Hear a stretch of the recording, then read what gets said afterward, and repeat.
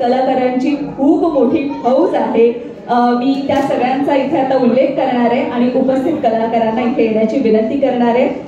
सगळ्यात आधी तर या सिनेमातून आपल्याला पाहायला मिळणारे एक फ्रेश जोडी, ती म्हणजेच ऋषभ शाह आणि शीतल अहिरराव, आणि त्यांच्यासोबतच प्रसाद ओक, आनंद इंगळे, सक्षम कुलकर्णी, सोनल पवार, कमलेश सावंत, सुनील गोडबोले, प्रसन्ना केतकर, प्राजक्ता नवले, भक्ती चव्हाण, शीतल ओसवाल, श्वेता खरात, समीर पोलस्ते या भरपूर कलाकारांना आपण या पडद्यावर पाहणार आहोत. आणि यांच्याशी आपण म्हणजे यांच्यापैकी काही कलाकार आज आता आपल्यासोबत उपस्थित आहेत, त्यांच्याशी आपण आता इथे गप्पा मारणार आहोत. सो विनंती करते, ऋषभ शाह, शीतल अहिरराव, सोनल पवार आणि प्रसन्न केतकर यांना मी स्टेजवर येण्याची विनंती करते. सर प्लीज जोरदार टाळ्यांनी स्वागत करूया. ट्रेलर आणि गाण्यांच्या माध्यमातून तर आपल्याला कळलंच आहे की आपण यांना पाहणार आहोतच सिनेमातून वेगवेगळ्या भूमिकेमध्ये. तसेच समीर पोलस्ते हे देखील, त्यांनाही मी विनंती करते त्यांनीही स्टेजवर यावं. सगळ्यात पहिला प्रश्न मला विचारायचा आहे तो म्हणजे ऋषभ शाह यांना मराठीची शाळा या सिनेमाच्या निमित्ताने करावी लागली का? काय एफर्ट्स घ्यावे लागले खास मराठीसाठी? कारण ट्रेलर पाहून तर आम्हाला असं वाटत नाहीये की अगदीच मराठीशी काही संबंध नाही, अतिशय उत्तम मराठी वाटतंय. सो यासाठी काय मेहनत घेतलीये ते आम्हाला जाणून घ्यायचं.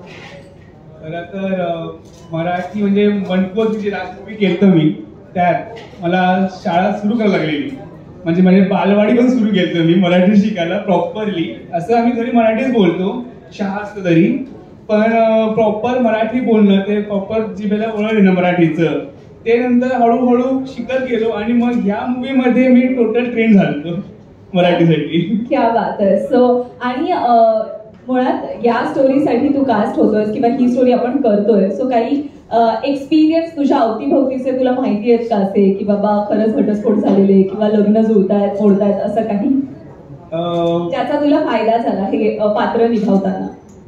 नाही, खरं बघितलं तर मी असं काय बघितलं नव्हतं एक्झाम्पल माझ्या आजूबाजूला, पण जर असं असेल तर हे पिक्चर बघून ते नक्की टाळलं जाईल, त्याच्यावर मी गॅरंटी घेतो.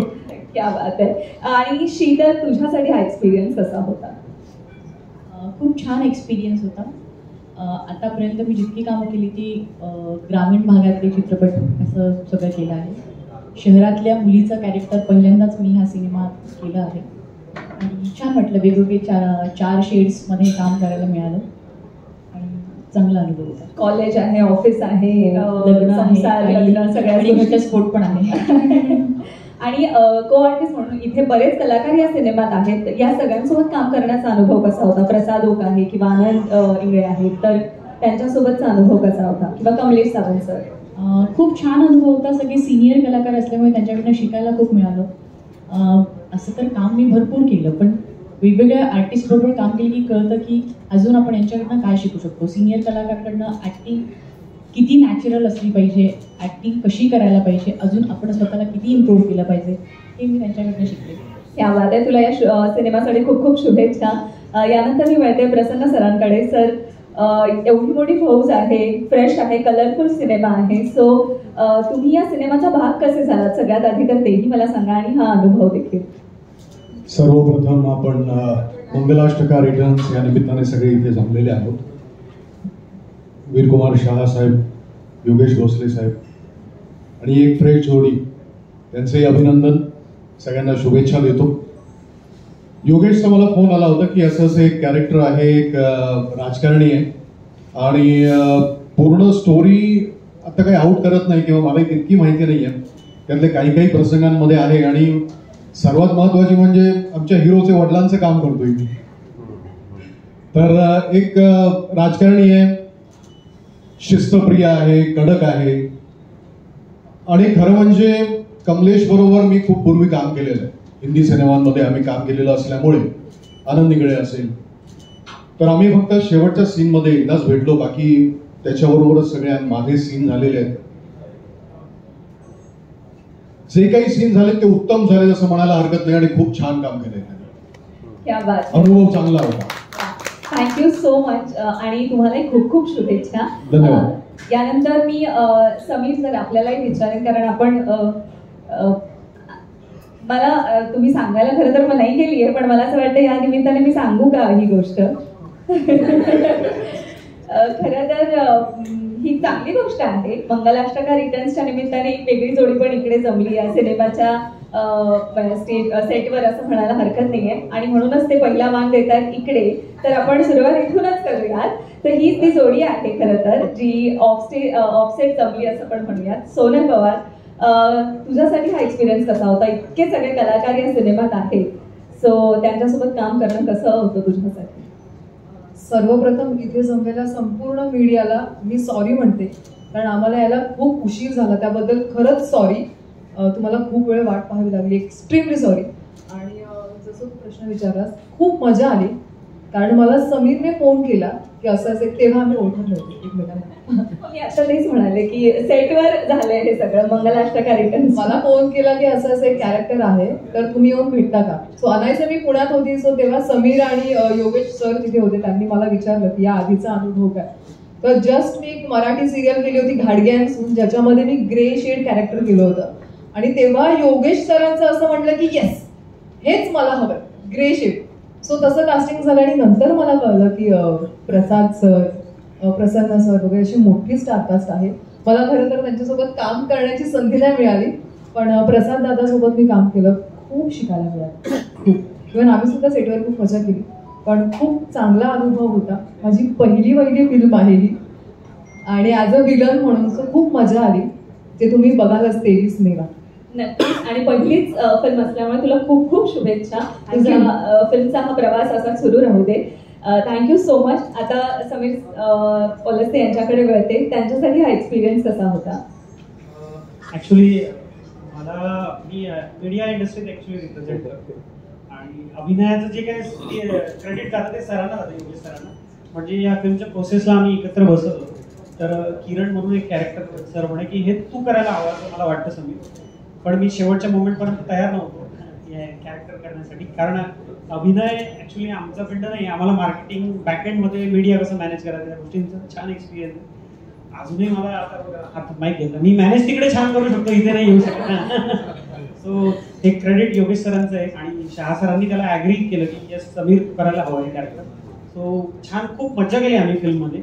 जे कॉलेजचं तुम्ही सगळं कॅम्पस बघितलं, म्हणजे धमाल, सक्षम आणि आमचा जो ट्रायो होता तिथे धुमाकूळ केला आम्ही 17 दिवसाच्या सेट. खूप मजा केली. नक्कीच आम्हाला आता आणि सगळ्यांना खूप आवडेल तो कॉलेजचा जेवढा पॅच आहे. खूप मस्ती, म्हणजे सगळ्यांना त्यांचे कॉलेज दिवस आठवतील डेफिनेटली. छान ते झालंय. क्या बात आहे. योगेश सर म्हणजेच या सिनेमाचे दिग्दर्शक आणि निर्माते वीर कुमार शहा या दोन महत्वाच्या स्तंभांनी जर तुझा विश्वास दाखवला तर डेफिनेटली हे काम चांगलंच झालं असेल.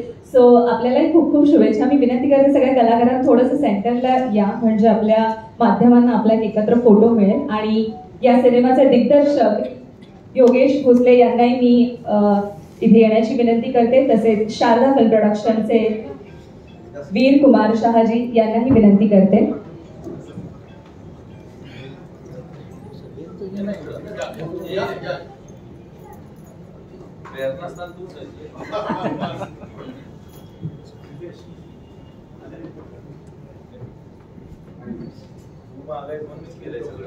वीर कुमार शहाजी यांच्या सौ पण या सोबत आहेत इथे. सो 23 मे रोजी शारदा फिल्म प्रोडक्शनची निर्मिती असलेला मंगलाष्टका रिटर्न्स हा सिनेमा चित्रपटगृहात दाखल होतोय. तत्पूर्वी आज या सिनेमाचा ट्रेलर आणि म्युझिक लॉन्च सोहळा संपन्न झालेला आहे. यांच्यासोबतच या सिनेमातील इतर सर्व मंडळी, इतर कलाकार मंडळी, तंत्रज्ञ यांनाही मी या फोटोमध्ये जॉईन होण्याची विनंती करते. पी शंकरमजी, एस विक्रमन,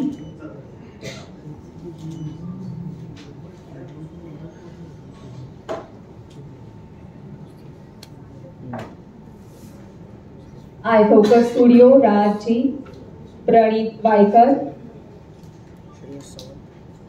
या व्यतिरिक्तही सिनेमाशी निगडीत जर काही तंत्रज्ञ, इतर कलाकार मंडळी असतील त्यांनाही मी स्टेजवर येण्याची विनंती करते.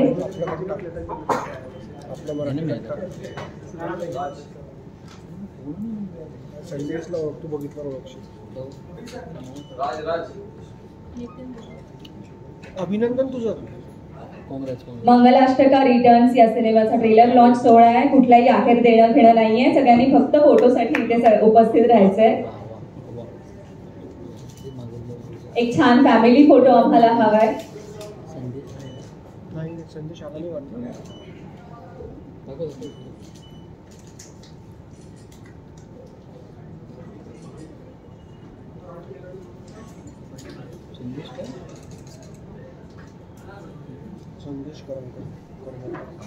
Thank you so much. अशा रीतीने मी जाहीर करते की हा सोहळा इथे संपन्न झालेला आहे. जेवण केल्याशिवाय कोणीही जायचं नाहीये. सगळ्यांना जेवणाची व्यवस्था केलेली आहे.